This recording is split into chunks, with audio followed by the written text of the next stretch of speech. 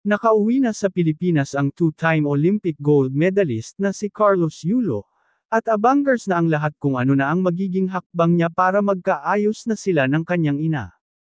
Naniniwala ang kanyang mga taga-suporta, na mas magiging kumpleto ang tagumpay ng matagumpay na Filipino gymnast, kung tuluyan na silang magkakaayos ng inang si Angelica Yulo. May mga nag-suggest na sanay siya na ang magpakumbaba sa kanyang ina, upang maging maayos na ang kanilang relasyon at huwag nang pagpiestahan ng mga marites ang pamilya nila. Ayon sa ilang komento na nabasa namin sa social media, walang mawawala sa binata kung siya na ang unang lalapit at makikipagbati kay Angelica, at siguradong mas magiging maligaya pa siya kapag nangyari ito.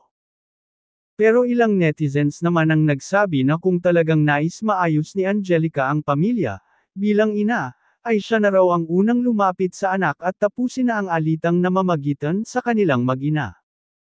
Samantala, karagdagang 20 million pesos incentive ang matatanggap ni Carlos mula sa Office of the President, dahil sa 2 gintong medalya na naiuwi niya sa bansa. Bukod dito, ginawaran pa siya ng Presidential Medal of Merit mula kay Pangulong Ferdinand Marcos Jr., sa ginanap na pag-welcome sa kanya sa Malacanang. Maraming salamat po sa mga taong nagdasal po, nag-take ng effort magpuyat, para panoorin po yung Olympics at masaksihan po yung mga pinag-trainingan po namin ng mga atletang Pilipino. Gusto ko po magpasalamat sa pagbigay po sa amin ng training camp sa Metz, France po. Sobrang malaking tulong po nun sa akin, nakapag-adjust sa oras, nagamay din po yung weather, kaya sobrang laking bagay po sa akin po yun na nakakonekta po sa gintong medalya po. Maraming salamat po sa POC, kay Ma'am Cynthia, Gymnastics Association of the Philippines.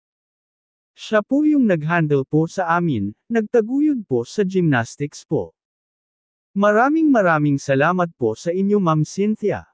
Grabe po yung suporta na binigay ninyo po, bahagi ng speech ni Carlos. Patuloy pa niya, syempre sa lahat po ng atleta po, sobrang proud po ako na ipinaglaban po natin, binigay natin yung best natin sa lahat po. Dugot pawis ang inalay natin. Di pa nagsisimula yung competition, sobrang proud ako sa inyong lahat. Ngayon at tapos na po ang kompetisyon, celebrate natin yung mga nakuha nating resulta at mas galingan natin sa mga susunod na kompetisyon, saad ni Carlos.